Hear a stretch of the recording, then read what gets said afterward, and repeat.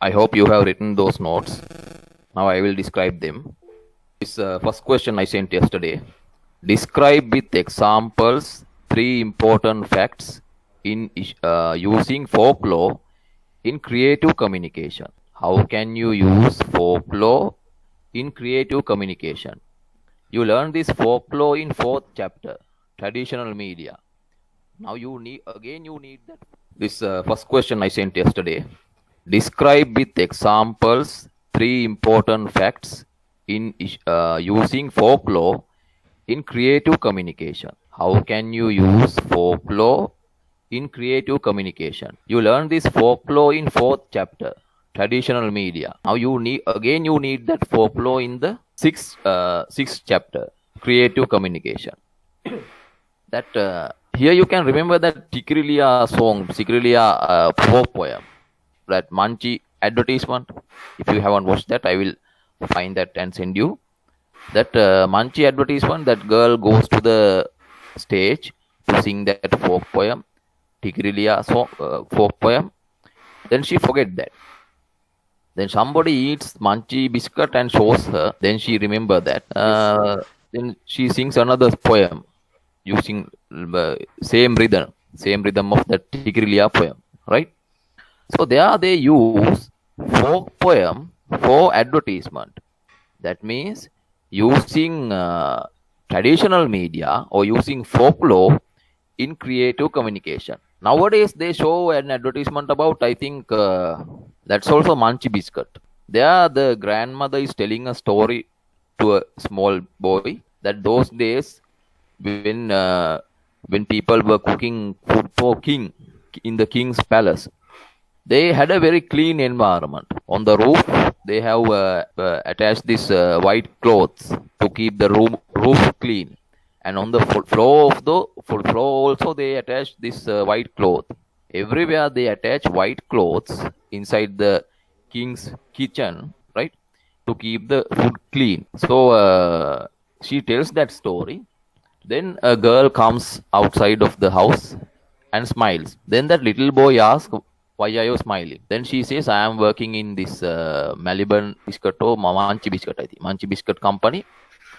We also work like that. We wear hats, white colored hats.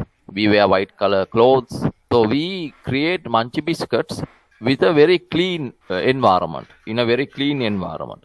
Like that, they use that folk story in that Manchi advertisement. That means using folklore in creative communication. So you better write down these examples and write that in the exam when the time comes. We don't know what kind of question they are going to ask from you. I will give you all the questions and all the answers they will ask from creative communication and public relations. Now we are describing the question. Describe with examples three important facts in using folklore in creative communication. Number one, folklore are built close to the background of the folk. You know, we have a background.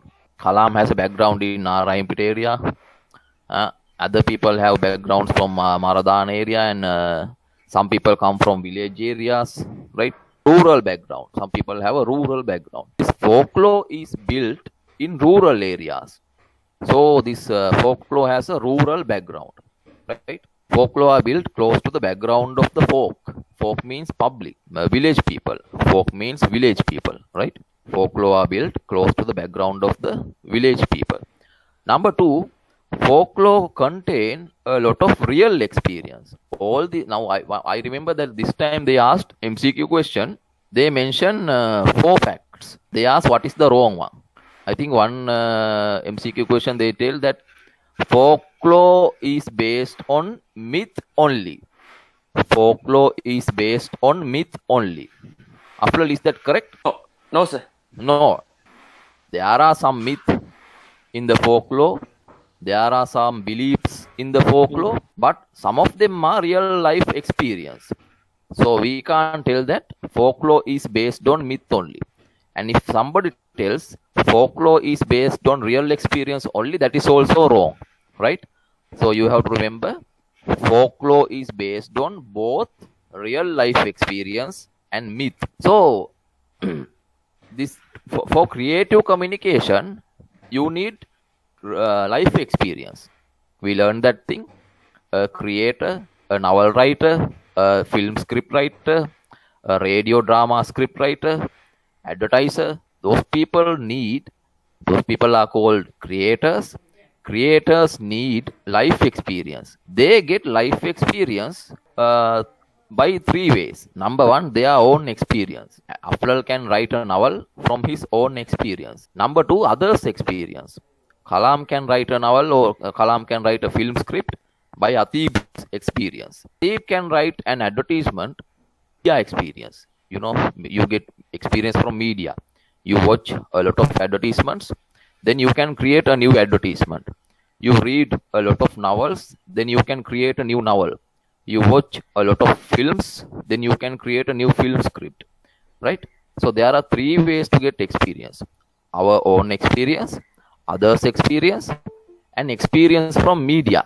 Even the ordinary people can understand messages created using folklore. Folklore means the things you listen and learn. Kalam, what is folklore? The things you listen and learn, sir. Yeah, especially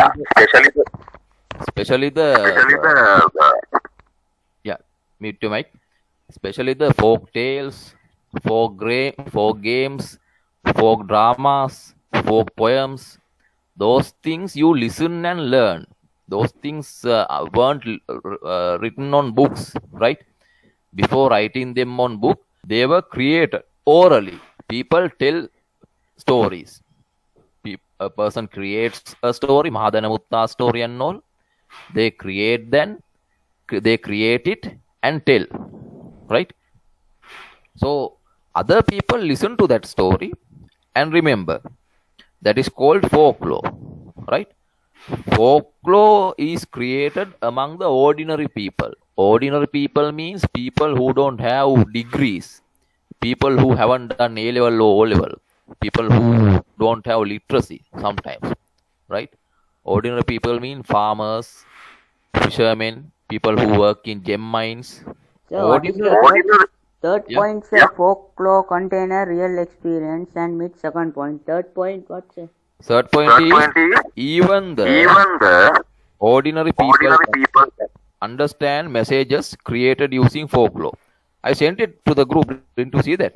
Okay, sir, I'll check it. Yeah. Yesterday I sent that. Even the ordinary people can understand messages created using folklore. Folklore was created among ordinary people. They understand folk poems. They don't understand Amaradeva's songs, right? But they understand folk poems. They don't understand Gamperaliya, Kaliyuga, those kind of novels. But they understand folk tales. So these folk tales, folk poems belong to folklore. Ordinary people can understand folklore. Educated people also understand. Folklore is aimed at ordinary people. Therefore, if you create a creative message using folklore, that message also can be understood by ordinary people. Now I will go to the note. Those are the main 3 points. I will show you the note now.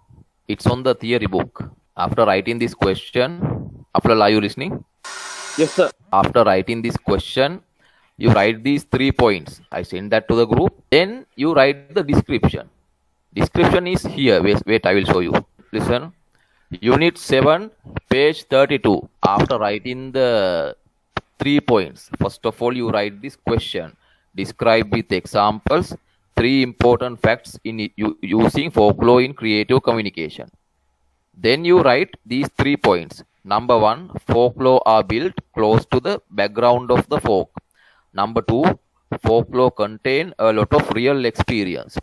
Number 3, even the ordinary people can understand messages created using folklore. Alam, understood? Yes, sir. Okay. Then you write this description. In the activity of communication, in order to prepare the message creatively, the print and electronic media uses folklore and folk art. In the activity of communication, in order to prepare messages creatively, the print media and electronic media uses folklore and folk art. Folk art means this this Muppets and masks, those things, right? And drawings also.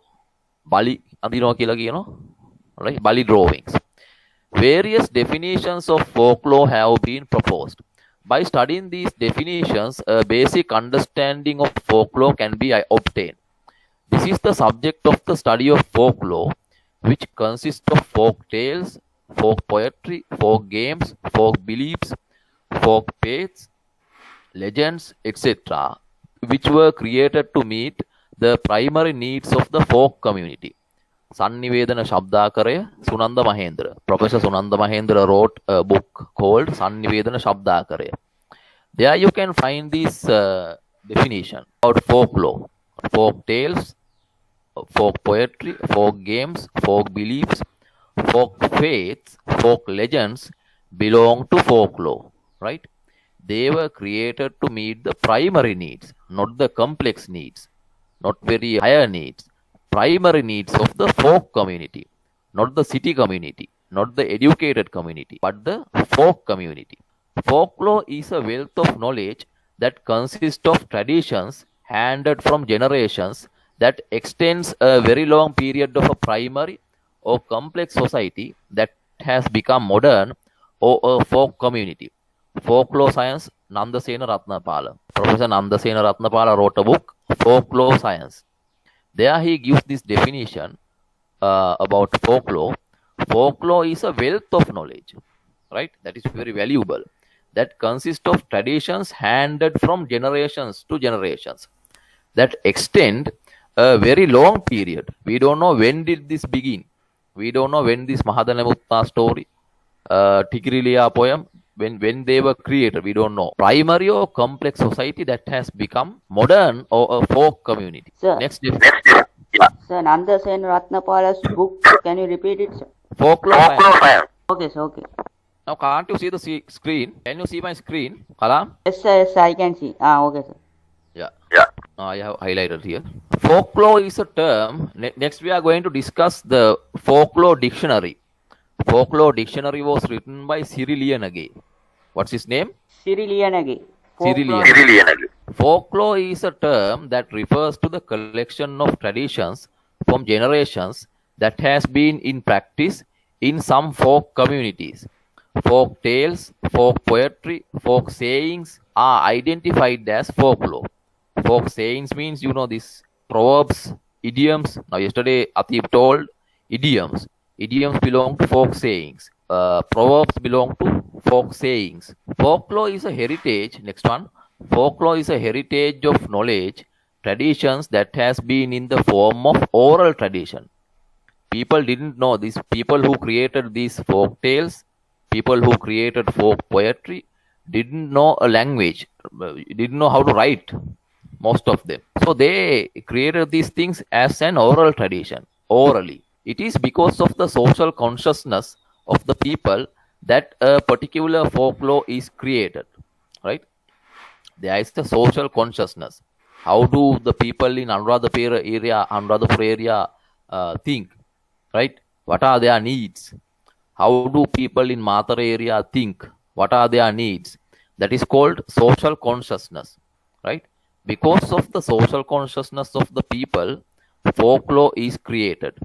This is the theory of the collective birth of folklore, right? Folklore has a collective birth, not a single birth, right? We can't say that person created folklore, this person created folklore. We can't tell that. Folklore has a collective birth.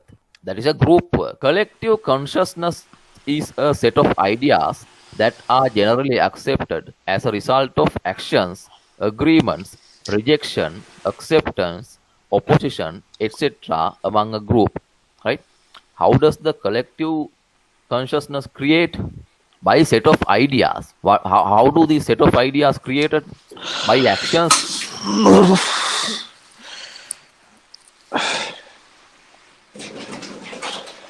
Mashain, mute your mic. Mashain, mute the mic.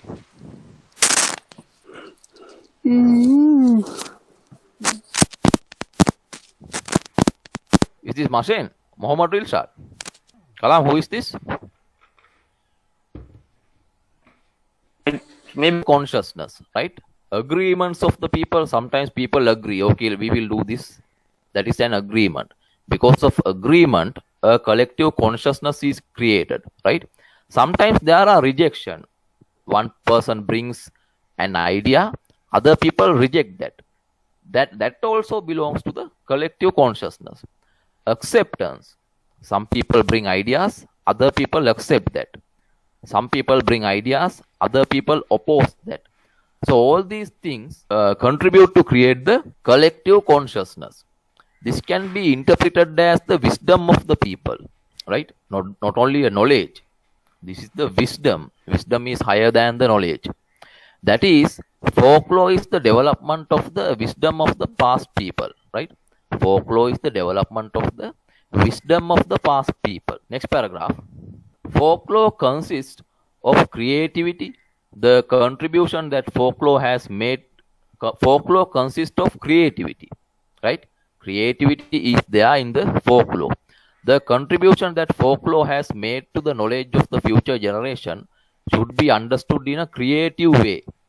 Similarly, creations can be created through folklore. You can start your answer from there, right?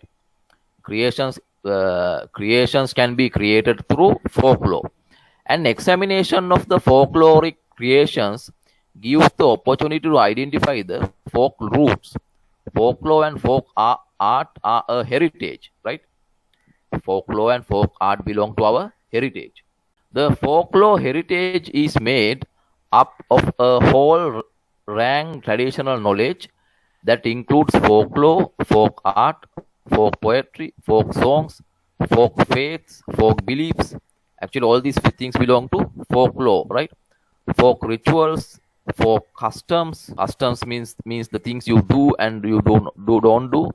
Riddles, you have to find the solution of the riddle. Parables means the stories they tell as examples. You know this. You may have heard this Aesop's parables. Provides high trust.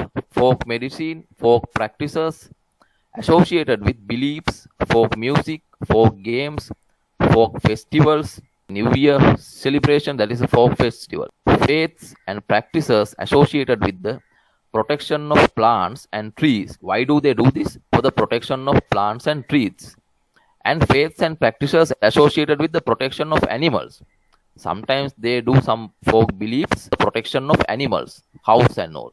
The credibility of the folklore comes from it being integrally connected to history and religion. Credibility means we can trust some folklore because that is connected to the history. Sometimes that is connected to the religion. Therefore, we can trust some folklore. Folklore is also culturally associated with a wide range of disciplines and activities, including agriculture, lifestyle, anthropology, and biology. Folklore is also culturally associated with a wide range of disciplines. Disciplines mean subjects. Folklore is connected with a lot of subjects and activities, including agriculture, lifestyle, anthropology, and biology. Folklore can be said to be a creative medium that combines the glory, wonder, and mystery of human life. Next paragraph. Culture can be basically categorized as physical and non-physical. Right? Culture has two parts, physical culture, non-physical culture. The non-physical part of the human-made culture is called intangible culture. Intangible things you can't touch. Tangible thing you can touch. Right? Yes, sir. You can touch all buildings and that is tangible. Non-physical part of the human-made culture is called intangible culture. Knowledge, related skills, knowledge you can't touch, intangible. Skills you can't touch, intangible. Creativity you can't touch, intangible. Underlying the physical cultural elements are integrally connected to intangible culture. It is important to understand this intangible heritage when using folklore and folk art for creative communication. The intangible cultural heritage means the practices, representations, expressions, knowledge, skills, as well as instruments, objects artifacts and cultural spaces associated therewith that communities, groups, and in some cases individuals recognize as part of their cultural heritage. This intangible cultural heritage, transmitted from generation to generation, is constantly recreated by communities and groups in response to their environment, their interaction with nature, and their history, and provides them with a sense of identity and continuity. Sinhala people have one culture, that is Sinhalese identity. Muslim people have another culture, that is Muslim identity. And continuity, they continue that identity, thus promoting respect for cultural diversity and human creativity. For the purpose of this convention, considerations will be given solely to such intangible cultural heritage as is compatible with existing international human rights instruments, as well as with the requirements of mutual respect among communities, groups, and individuals, and sustainable development. The sustainable development is a very good topic. There are 500 families in a village, and if all those families buy 500 cars, then there are 500 cars in the village. 500 cars travel on the road. That is development. But if there are always public transportation, trains or buses, people can buy cars, but they don't have to buy cars because there is always public transportation. The social distance, you can travel in those buses. In developed countries, you don't have to be afraid in this corona situation. You don't have to be afraid to travel in public buses and public trains because there are enough vehicles, public vehicles. That is sustainable development. You have to understand that. Development means all the people buying cars for their personal use. Sustainable development means the country has enough public transport so people don't have to buy private vehicles. That is sustainable development. In one bus, about 40 people can travel. But if 40 people buy 40 cars, there will be a lot of air pollution and all, traffic and all. So we have to think about sustainable development, developing public transport and all, and saving the environment for the future. The intangible cultural heritage defined in the paragraph above is manifested in the following domains: oral traditions and expressions, including language as a vehicle of intangible cultural heritage. Performing arts. Performing arts means acting, dancing and all. Social practices, social practices and rituals. Knowledge and practices concerning nature and universe. Knowledge about the nature, knowledge about the universe.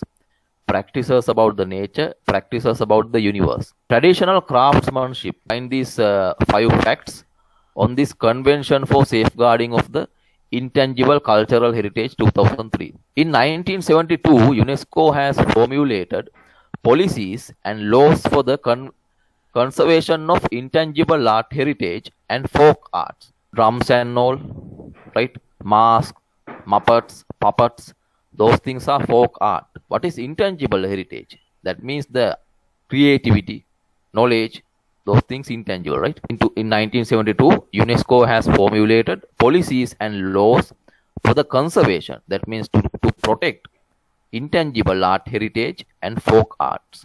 As of 2011, 911 heritage have been identified and declared to be preserved in 153 states. It is significant that the Ambalangoda yarn puppet art you can see in Ambalangoda area, was entered into the UNESCO representation list as the first preserved intangible heritage in Sri Lanka in the year 2018.